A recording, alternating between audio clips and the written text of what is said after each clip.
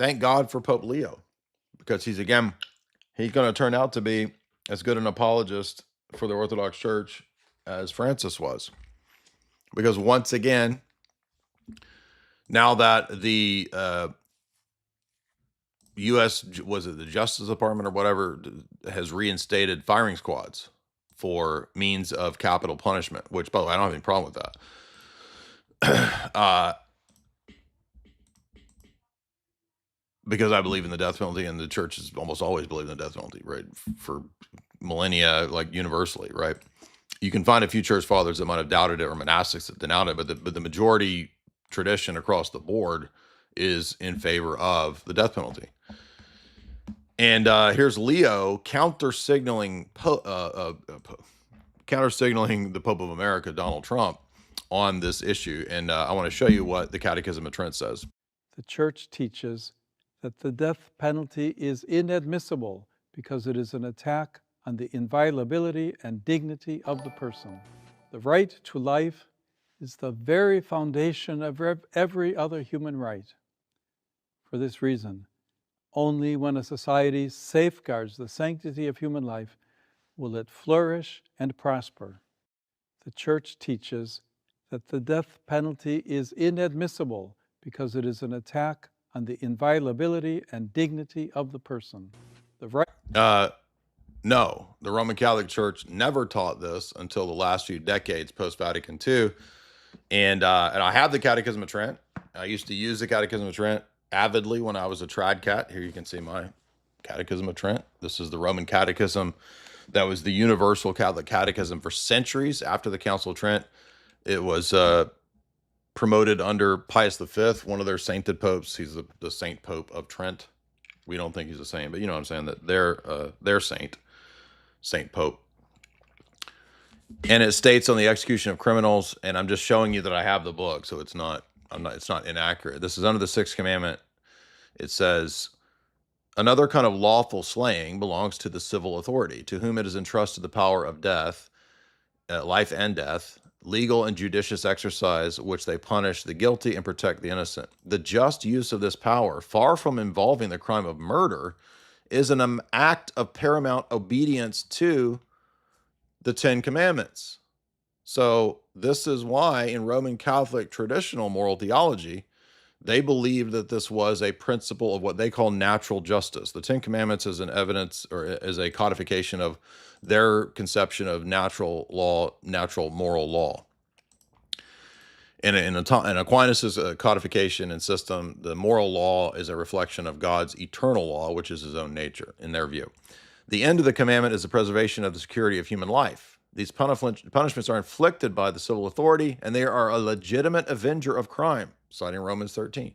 So here you can see the classic traditional Roman Catholic position. And not just then, you can go back into the Middle Ages. I mean, they're called for crusades, dude. What are you talking about? This is so retarded. To me, it blows my mind that Roman Catholics can identify this. And I was responding to Jack Posobiec because he's trying to defend it today. He's even citing other popes, like all the way up to Pius XII.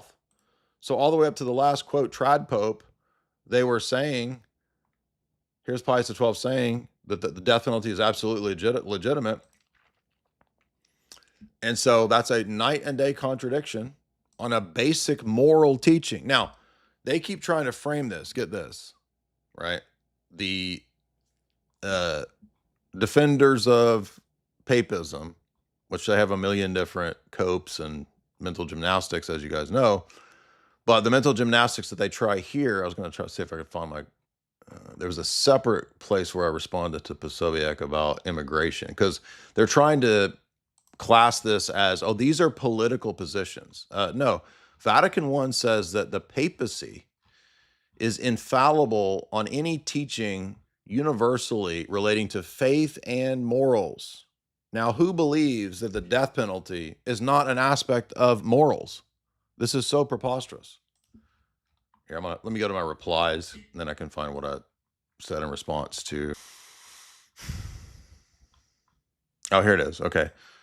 So I said, and this is where Posobiec is covering, I think he's talking about immigration here. Let's see what he's talking about here. La pace sia con tutti voi. Has been canceled. Lori Lightfoot lost America's voice. his social media, where he was actually an active Twitter user. Robert Prevost, a cardinal born in Chicago, believe it or not, born in in the chat again that you need to. Yeah. So basically, all I'm saying is that this is Posobiec's attempt to explain that the Pope is not infallible in political matters, when the idea of infallibility covers, according to Vatican I, faith and morals. And who actually believes that there's any political matter that doesn't touch on morals is preposterous. In fact, they even touch on typically theology. Now, remember, this is going to be hopefully a future debate with Trent Horn. We will be, hopefully, it looks like perhaps debating whether the Roman Catholic Church has contradicted its own teaching about the relationship of church and state.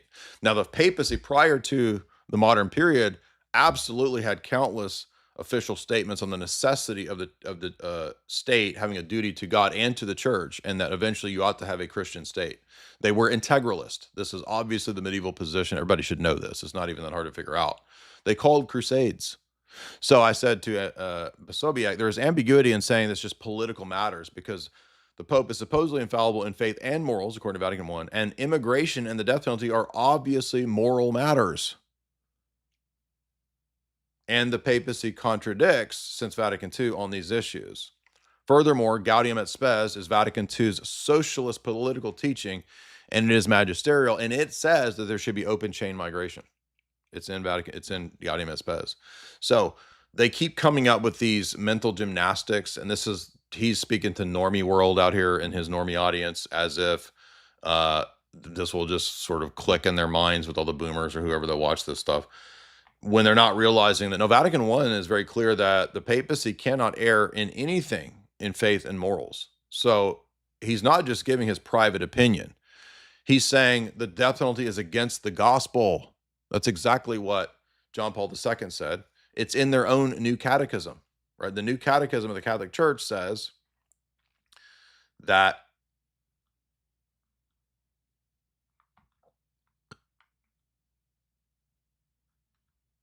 they keep revising it. Let's see.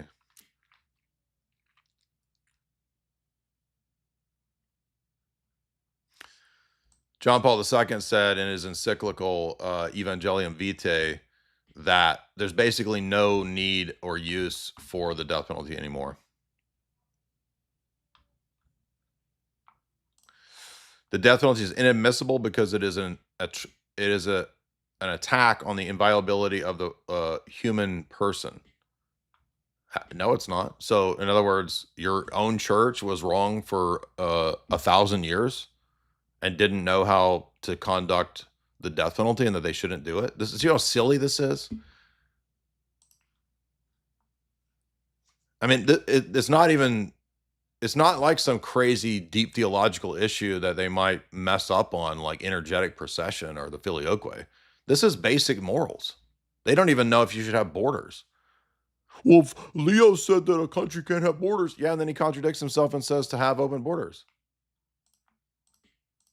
So you're not going to get coherent theology from these people. These people are just mouthpieces for whoever pays them.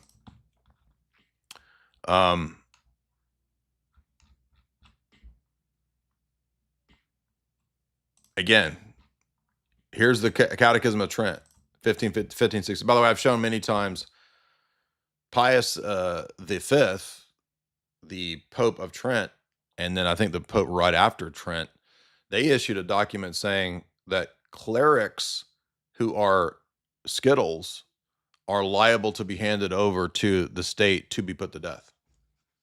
Imagine the big gay church at one point said, if you're gay clergy, you could be put to death. Now, who can tell me that's not a contradiction? And they had this view for centuries. Well, the Pope's not infallible. Yes, he is infallible in faith and morals. That's the teaching of Vatican I.